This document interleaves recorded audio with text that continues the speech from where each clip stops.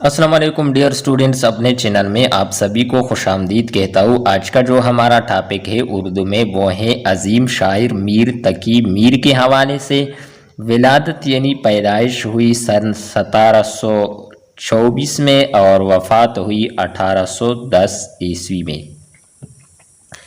मीर तकी मीर आगरे में पैदा हुए। इनके वालिद का नाम मोहम्मद अली था, लेकिन लोग उन्हें अली मुत्तकी कहते थे। मीर बचपन ही में यतीम हो गए। कोई पुरसाने हाल ना रहा तो दिल्ली चले गए। सारी ज़िंदगी गमों और परेशानियों में गुजरी।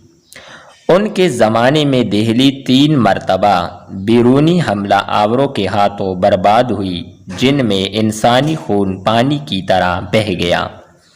इन बर्बादियों ने उनके गमों में इजाफा किया, जिनसे दिल बर्दाश्त होकर वो लखनऊ चले गए। मीर को खुदाए सुखन कहा जाता है।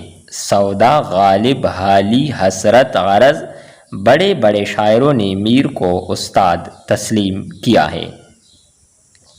उनके बज़ाहिर नरम से अल्फाज में एक तड़पा देने वाली कैफियत मिलती है। उनकी अज़मत का राज उनकी गज़ल गोई में पोशीदा है। उन्होंने दुनिया का हर गम अपने दामन में समेट लिया था, फिर गम को शेर के सांचे में डालकर हर दिल की धड़कन बना दिया।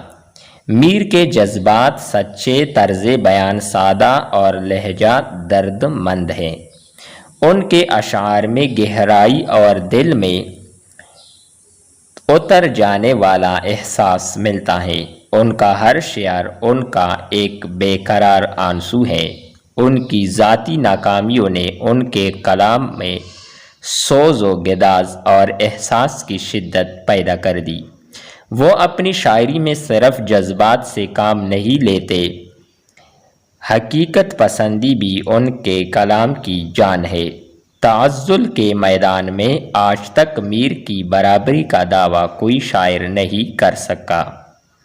उन्होंने दिल्ली की तबाही और बर्बादी के जो मनाजिर देखे थे, इनकी झलक इनके कलाम में साफ नज़र आती है। दुनिया की बेसबाती के मज़ामीन बड़ी खूबसूरती से बांधते हैं। मीर की बहरें मुतरन्नुम और शीरीं होती हैं। बोल चाल का अंदाज उनके कलाम में नया लुत्फ़ पैदा कर देता है। खूबसूरत तशबीहात के इस्तेमाल पर पूरी कुदरत रखते हैं। ये अजीम शायर सन 1810 ईस्वी को इस जहान फ़ानी से रुखसत हुई और लखनऊ में आसूदा खाक है। डियर स्टूडेंट्स, उम्मीद करते हैं कि आपको ये वीडियो अच्छी लगी होगी। नेक्स्ट वीडियो के साथ दोबारा मिलते हैं। खुदा हाफिज़।